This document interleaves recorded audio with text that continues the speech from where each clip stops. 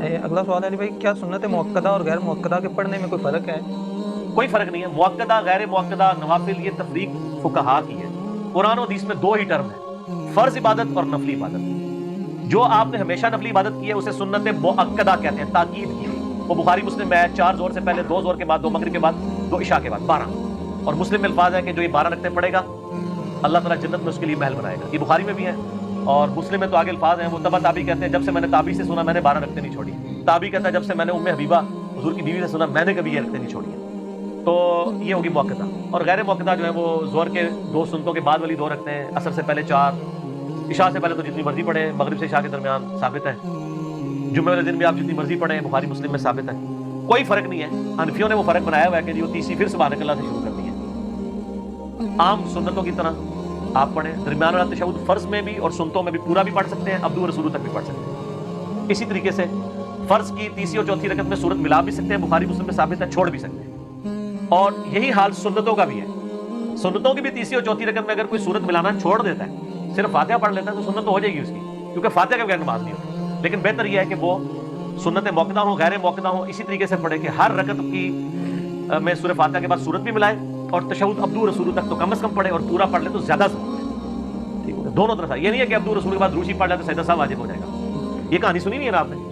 سجدہ صاحب پہ میرا مسئلہ 92 دیکھیں. اچھا، اس کہانی میں رنگ کیسے بنے انہوں نے؟ اے لطیفہ عرض کیا ہے، یہ آپ نے لکھا تھا، ہم تو عرض کر کے نا اس کی انجینئرنگ کرنے لگے.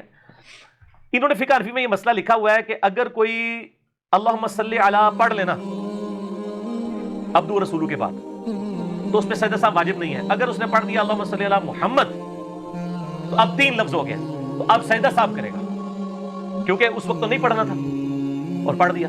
حالانکہ میں نے سنن نسائی سے ثابت کیا کہ نبی علیہ السلام درمیان والے تشہد میں بھی پوری پڑھ لیا کرتے تھے. اچھا، وہ کہتے ہیں جی ایک دفعہ امام حنیفہ رحمۃ اللہ علیہ کو نبی علیہ السلام کی زیارت ہوئی خواب میں. آپ نے فرمایا کہ ابو حنیفہ تو نے دروشی پڑھنے والے کے اوپر سجدہ صاحب لگا دیا ہے. سجدہ صاحب تو پلنٹی ہوتی ہے نا کہ غلطی ہوئی. وہ کہتے ہیں امام حنیفہ دیکھیں کتنے حاضر جواب تھے. امام حنیفہ کا جھوٹی باندھا ہوا ہے، یقیناً انہوں نے خواب نہیں دیکھا. تو اب اگر میں مذاق اڑاؤں تو امام حنیفہ کا نہیں اڑا رہا ہوں گا، آپ کے واقعے کا اڑا رہا ہوں گا. وہ کہتے ہیں جی کہ امام حنیفہ نے کہا کہ یا رسول اللہ میں نے تو درود شریف اس پہ سجدہ صاحب واجب کیا جو بھول کر غافل ہو کر درود پڑھے. ہائے ہائے ہائے سر، وہ انجینئرنگ ہو چکی ہے، میں کرنا رک جاؤ.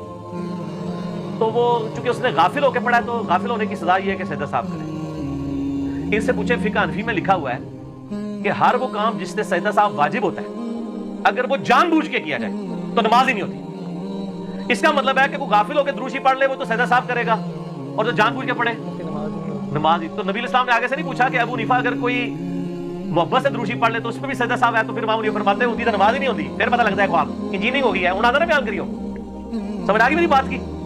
فقہ حنفی کا یہ پیٹ مسئلہ ہے کہ ہر وہ کام جس سے سجدہ صاحب واجب ہو جائے وہ تو ہوتا ہے بھولنے کے اوپر.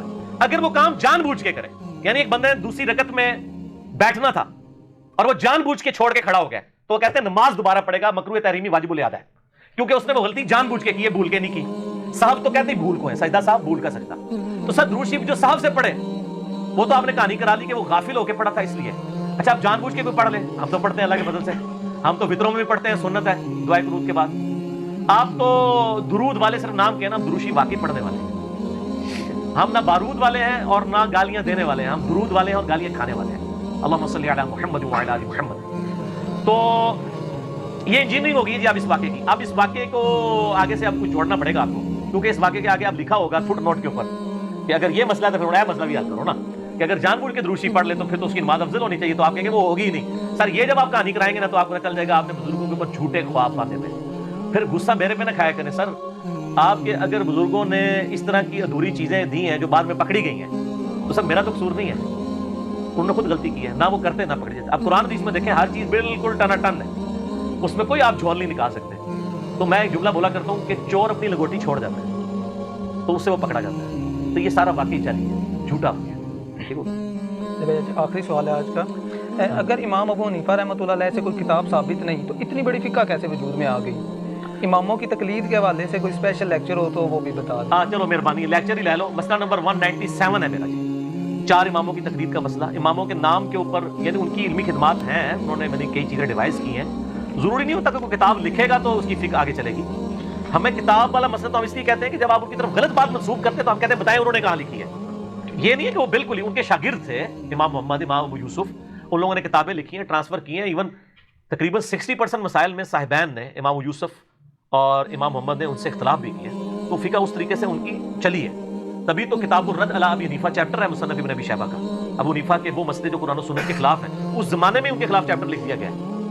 ابن ابی شیبہ جو ہے بخاری مسلم کے استاد ہیں، مسلم شریف میں 1500 حدیث ہیں امام ابن ابی شیبہ سے، اور اس کا میں نے چیپٹر کا پورا تعارف کرایا ہوا ہے، اور ریسرچ پیپر نمبر 17 ہے ہماری ویب سائٹ پہ، آپ ڈاؤن لوڈ کریں. امام حنیفہ کے کون سے مسائل قرآن و سنت کے خلاف تھے. وہ پری میچور فقہ تھی، حدیثوں کے بغیر تابعین کے اقوال پہ بن گئی. بعد میں جب صحیح احادیث سامنے آئی لوگوں کے سامنے، جب کمپائل ہو کے، تو شافعی رحمہ اللہ تعالیٰ کی جو فقہ ہے وہ قرآن و سنت کے قریب ہے. باقی مسئلہ 197 ہی دیکھ لیں، زیادہ اس پہ بات کرنے کی ضرورت نہیں ہے. میں آلریڈی ایک بڑا مینیجبل فارم میں لیکچر ہے، یہ میری زندگی کے بہترین لیکچرز میں سے ہے، جس میں میں نے ایچ ڈی کیمرے میں کئی ایک مثالیں دکھائی ہیں. 1.5-2 گھنٹے کا لیکچر ہے. 197 مسئلہ لکھیں، یوٹیوب پہ وہ لیکچر کھل جائے گا. ٹھیک ہے، جزاک اللہ خیر. اللہ تعالیٰ سے دعا ہے جو حق بات میں نے کہی اللہ تعالیٰ ہمارے دلوں میں راسخ فرمائے. اگر جذبات میں میرے منہ سے کوئی غلط بات نکل گئی، اللہ تعالیٰ ہمارے دلوں سے معاف کر دے، ہمیں کتاب و سنت کی تعلیمات پر عمل کر کے دوسرے بھائیوں تک پہنچانے کی توفیق عطا فرمائے. سبحانک اللہم و بحمدک، اشہد ان لا الہ الا انت، استغفرک و اتوب الیک، وما علینا الا البلاغ المبین. جزاکم اللہ خیرا.